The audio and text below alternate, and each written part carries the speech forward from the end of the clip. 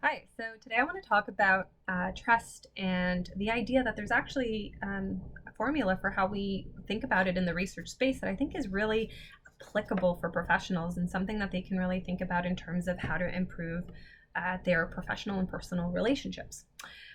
Trust is really composed of three factors. One is credibility. So, do you have the expertise to solve the problem that you're talking about? The second is reliability, which is when you say something, are you actually going to do it? And the third component is how pro social you are and how you use those capacities. So, for example, you might be a really credible person who's reliable, but if you're always using those means to further yourself and never help other people, you aren't exactly a trustworthy person because people are going to know that you're going to use your abilities to basically take advantage of them. Another interesting component of this is while you might be credible and really likable and want to help people, if you're constantly overpromising in your career and not able to deliver in part because you're overextending yourself, you're also going to start eroding your credibility at work and that trust that people have.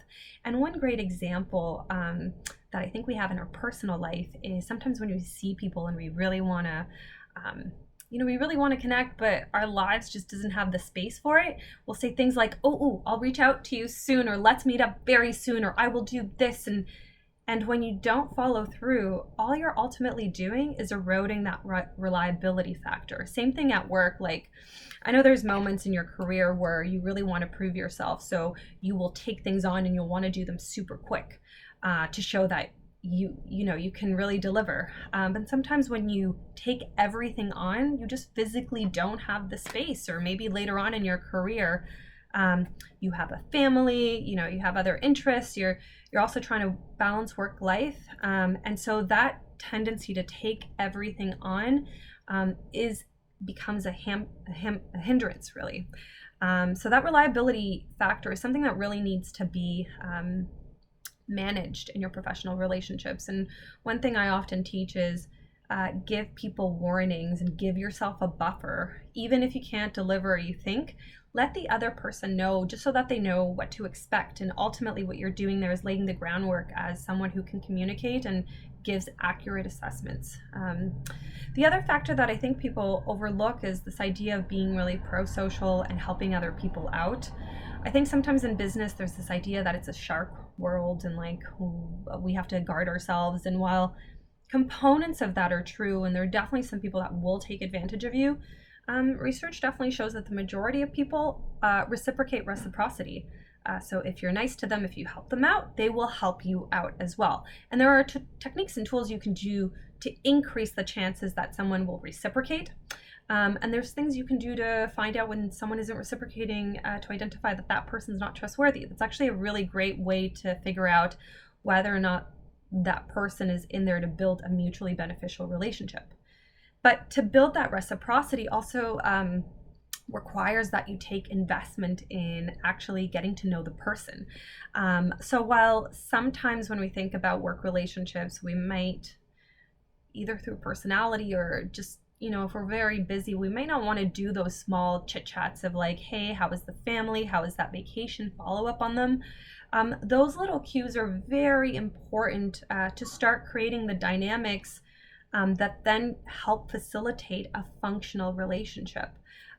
Interestingly enough, sometimes when I talk to people that make it very far in their career, they are very much next level about this. They take notes about people to make sure they remember where they've been, their family.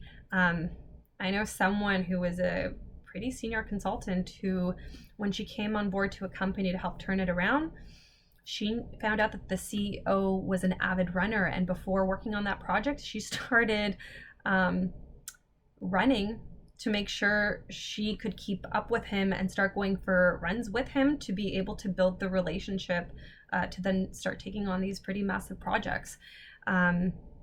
While that might not be a level of commitment that everyone is interested in doing, it does show you that later on in your career, being really relational focused and really understanding the dynamics that enhance and deteriorate relationships is something that's going to help you lay the groundwork to enhance your reputation and to give you job opportunities that might not come otherwise.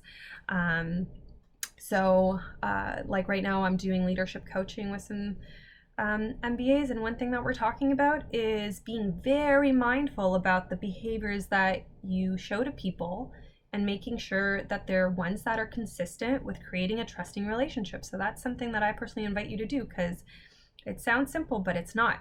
And more importantly, it is backed by science.